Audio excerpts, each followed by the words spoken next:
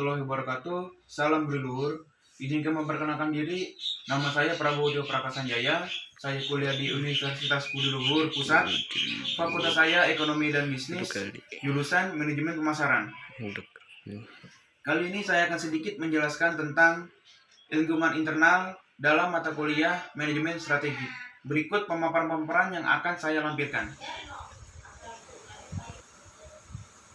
Lingkungan internal ialah lingkungan dalam perusahaan yang perlu diidentifikasi kekuatan dan kelemahannya. Model above average returns sangat ditentukan oleh karakteristik di dalam perusahaan. Fokus pada pengembangan atau perolehan sumber daya dan kapabilitas.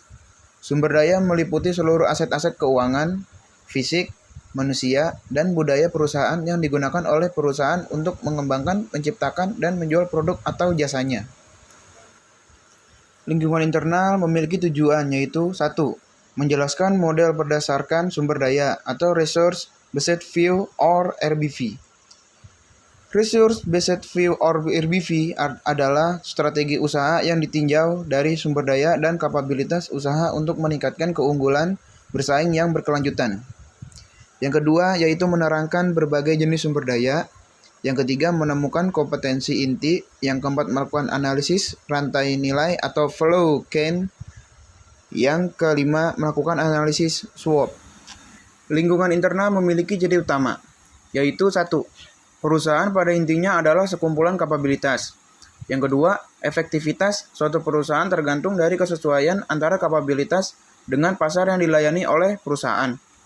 Yang ketiga, pertumbuhan suatu perusahaan dibatasi oleh kapabilitas yang dimilikinya. Dan yang keempat, kapabilitas dapat dibeli atau diciptakan dan tersedia bagi semua perusahaan. Namun, ada juga kapabilitas yang tidak dapat atau relatif sulit ditiru. Di dalam lingkungan internal terdapat sumber daya atau resource. Ada 3 sumber daya dasar, yaitu 1.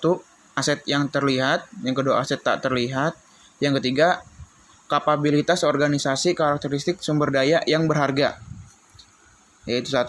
Menambah nilai atau value, langka, rare, suka ditiru atau hard to imitate, dan kemampuan dalam memanfaatkan atau ability to exploit.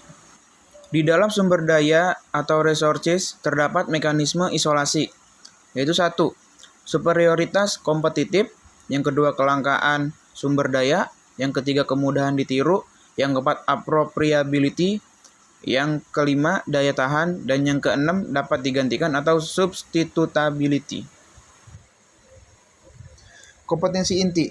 Kompetensi inti termasuk dalam lingkungan internal. Kompetensi inti ini memiliki kapabilitas yang menunjukkan kemampuan perusahaan untuk mengintegrasikan sumber daya yang dimilikinya untuk mencapai tujuan yang diinginkan. Kapabilitas dapat dikombinasikan untuk menciptakan kompetensi inti.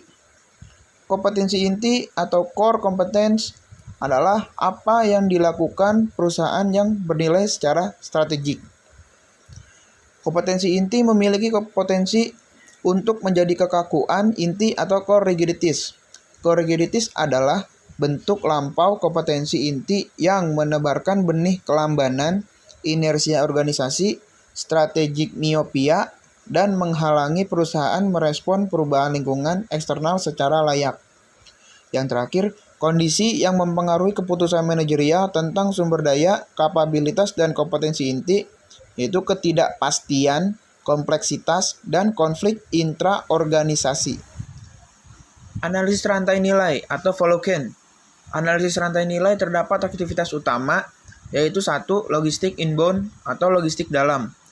Logistik inbound adalah mengatur pergerakan masuknya bahan, bagian, dan barang yang telah selesai dari supplier ke manufaktur atau pabrik perakitan, gudang, atau toko retail. Yang kedua, operasi. Yang ketiga, logistik outbound atau logistik dalam. Logistik outbound adalah mengatur pergerakan masuknya bahan, bagian, dan barang yang telah selesai dari supplier ke manufaktur atau pabrik perakitan, gudang, atau toko retail. Lalu pemasaran dan penjualan.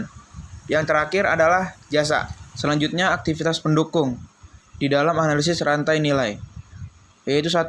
Pengadaan, yang kedua pengembangan teknologi, yang ketiga manajemen sumber daya manusia, Yang keempat, infrastruktur perusahaan. Jadi, di dalam analisis rantai nilai atau value chain terdapat dua macam, yaitu aktivitas utama dan aktivitas pendukung. Selanjutnya adalah SWOT. Untuk menganalisis lingkungan eksternal dan internal digunakan analisis SWOT. Analisis SWOT adalah cara sistematis untuk mengidentifikasi faktor-faktor dan strategi yang paling cocok. Tujuannya adalah untuk memaksimumkan kekuatan dan peluang yang dimiliki perusahaan dan meminimalkan kelemahan dan ancaman yang ada di perusahaan.